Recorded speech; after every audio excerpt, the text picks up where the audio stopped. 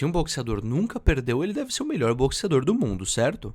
Errado, o motivo dos boxeadores se manterem invictos pode te surpreender, porque não é tão difícil quanto parece. O sistema, ele cria esses atletas e eu vou te mostrar exatamente nesse vídeo como funciona. E o sistema é foda, hein, meu parceiro? Eu tô jogando uma lista aí de lutadores invictos pra gente conseguir uma variedade, tanto de categorias de peso como lutadores atuais e aposentados. Isso nos mostra que ser um lutador invicto, de fato, é algo que os lutadores almejam. Você faz parte de uma prateleira muito específica do boxe e uma prateleira de muito renome. Então, idealmente, se você quer ser uma grande estrela no boxe, você tem que se almejar ser invicto. É claro que isso não é uma regra. A gente tem vários lutadores incríveis como o Canelo que perderam e continuam sendo grandes boxeadores. E foi feito um estudo com os 150 melhores boxeadores da atualidade e esse estudo mostrou que 33% dos boxeadores da sua divisão são invictos, ou seja, 1 a cada 3. Enquanto no UFC essa mesma comparação nos trouxe 6,25% de invictos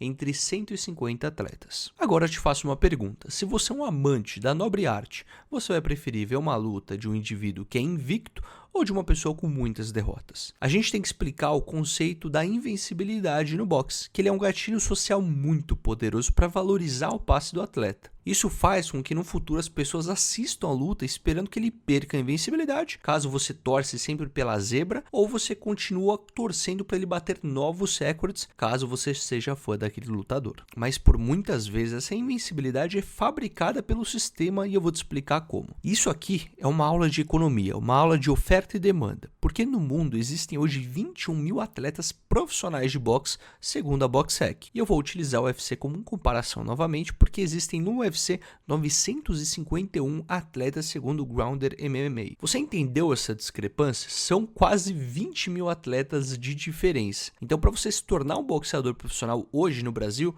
basta você se federar no Conselho Federal de Boxe, assim como em muitos países do mundo. É claro que você vai ser um boxeador profissional, só que você vai ter muita dificuldade caso você seja ruim em se federar e conseguir uma luta. Mas o ponto é a barreira de entrada. A barreira de entrada para virar um boxeador é muito menor do que no UFC, que o processo de triagem é muito grande, é como se você fosse trabalhar para uma empresa. E poucos conseguem passar por esse filtro. A gente tem aqueles shows do UFC Fighters, tem alguns proseletivos, outros torneios que as pessoas fazem antes. A gente pega o exemplo do Alex Poatan também, que passou pelo WGP, e outros atletas que passaram pelo antigo Prime e qualquer outros eventos de MMA antes do UFC. A gente pode fazer uma certa analogia com o futebol também, que tem uma série de peneiras, olheiros, campeonatos de várzea, até chegarem no elite do futebol esportivo. Um astro que está começando no boxe no início de sua carreira pode casar lutas com outros profissionais não tão qualificados como eles. E aí que entra um papel fundamental do boxe muito pouco falado, que são os seus empresários. Os empresários desses grandes atletas já assinam esses contratos ainda muito jovens com esses boxeadores e fazem toda uma construção narrativa da história do lutador, pegando adversários que são tecnicamente inferiores no começo de carreira para construir um cartel de vitórias, para construir uma invencibilidade às vezes falseada. Isso é inclusive esperado por outros atletas que não são tão habilidosos. Existem muitos lutadores no mundo que não têm vitórias. Se você for pegar o cartel deles,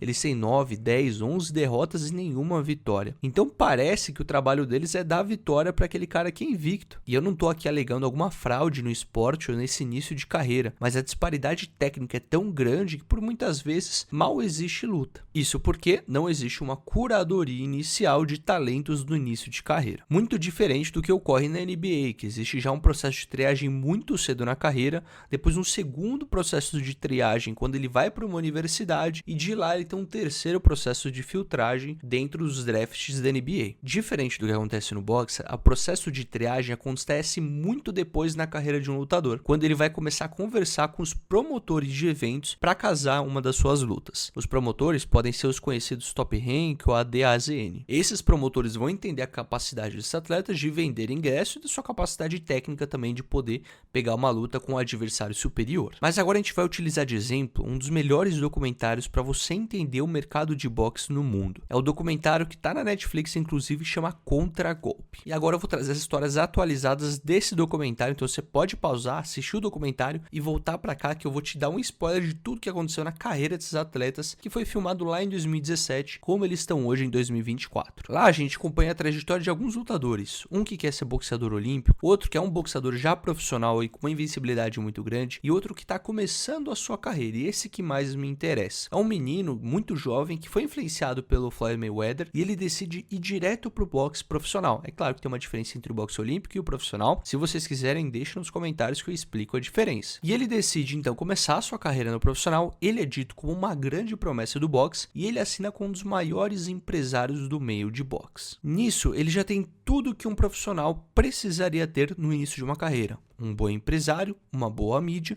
e assim ele começa a sua carreira. Inclusive no documentário ele mostra todo o contrato que é feito com o empresário e ele casando a primeira luta e vencendo a primeira luta. Hoje em dia, 7 anos depois do documentário, o garoto tinha vencido as suas 16 primeiras lutas. Ou seja, se eu olhava o cartel dele, já parecia que ele era um ótimo boxeador com 16-0. Isso era perfeito para a construção de uma narrativa de um grande futuro campeão de boxe. Mas a 17ª luta dele veio com uma derrota. Por muitas vezes, perder a invencibilidade ainda no início da sua carreira pode ser o fim dessa mesma carreira que você criou. Isso nos leva a outra história do mesmo documentário, que é do Peter Quillian, do Kid Chocolate. O Peter já era um atleta renomado, já tinha mais de 25 vitórias no profissional e já estava dito como uma das grandes promessas do boxe mundial, enfrentando ali cinturões e inclusive ganhando um cinturão. No documentário, mostra-se que depois ele conseguiu o cinturão, ele fez uma pausa na sua carreira até conseguir a próxima luta. Isso valorizaria o passe dele. Ele inclusive recebeu dinheiro para não lutar, mas isso a gente deixa para outro episódio. O fato dos empresários terem manipulado um pouco da sua carreira fez com que ele parasse um ano, parasse de treinar e ter lutas por um ano, e a vida do boxeador a partir daquele momento mudou drasticamente. Mesmo ele sendo um dos grandes potenciais do mundo do boxe e ter acumulado muitas vitórias desde o começo da sua carreira, o que acabou acontecendo com o Kid Chocolate foi que ele acabou perdendo a sua invencibilidade depois que ele voltou da sua aposentadoria temporária. Isso acabou com que abalasse totalmente a confiança dele, sendo que ele não conseguiu manter um recorde, manter uma constância na sua vida de lutas, e é um nome hoje pouco falado do mundo do boxe. E sim, para um boxeador que está começando a sua carreira agora, que tem muito potencial e tem um empresário certo, a chance de ele acumular vitórias no começo da sua carreira e ser invicto